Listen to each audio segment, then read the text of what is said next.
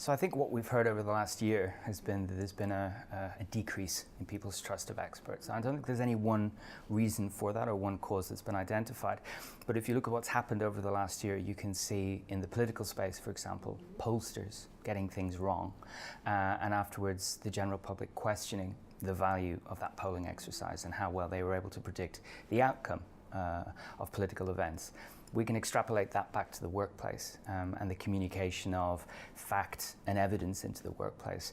Often the way that that's communicated is a bit too complicated for most people. And so they look for simple answers, well communicated answers. They're not always based on evidence or fact, but they're easy for us to understand. And that's why myths and misunderstandings build up. Very clearly over the last year, we've seen how very influential people have used technology to bypass traditional media, for example, and go straight to the people that they're seeking to influence. And some of those communications channels have required those messages to be brief and punchy, like Twitter. And so that means that the messages are maybe oversimplified, but they're not necessarily being challenged. It's not a great auditorium to have a detailed debate. So it's reduced to sound bites. And when we reduce messages to sound bites, they're really simplified. But if we follow the people that we like, we then get to hear the messages that we like. So if an individual isn't following on social media a broad range of opinion formers or communicators, they'll simply get to hear what they want to hear. And I think that's the echo chamber effect that was discussed after the Brexit referendum, for example.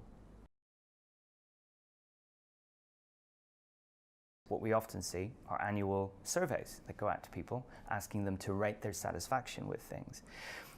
My main critique of that approach is to ask organizations, what are you trying to do with this? What's the problem you're trying to solve, by assuming that asking people what they think about things is a good thing to do. If, for example, the organization says, we're interested in finding out what employees think and we may take action on it, I would say, fine, that's interesting.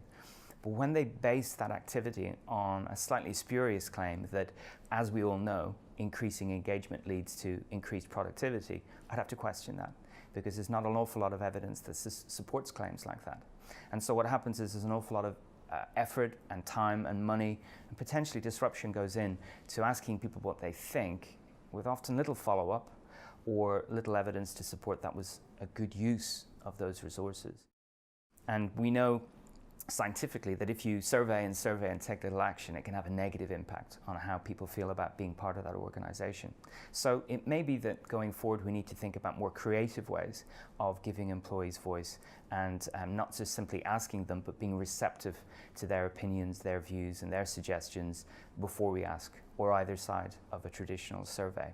And of course technology can mediate that. There are lots of ways that organizations can leave communications channels open. I think what employees may look for is a view that action will be taken, that their anonymity and their confidentiality will be protected, and that it can be more of a dialogue, more of an ongoing conversation between employer and employee. I don't believe it's just about participation. It's maybe the freedom to express unpopular beliefs and knowing that there won't necessarily be some form of retribution, but also a mature understanding that if you express a concern, a belief, or a request, it doesn't automatically mean that it's going to be acted on, but maybe that you would like a response to that. And organizations, I think, are responsible for explaining why they're taking some actions and not others on the back of any communications channel. It's not automatically handing the reins of the organization to the employees, but giving them an opportunity to speak up. And there's a case for innovation, to invite ideas from the general working population within an organization. But it's also the responsibility of the employer to ensure that when they communicate downwards, if you like, that they are open to hearing something back up from multiple levels. And of course, technology can mediate those conversations. It's not about having hundreds of focus groups, but it is about opening channels that people feel secure using, feel confident using, and let them know that they're open to getting that feedback.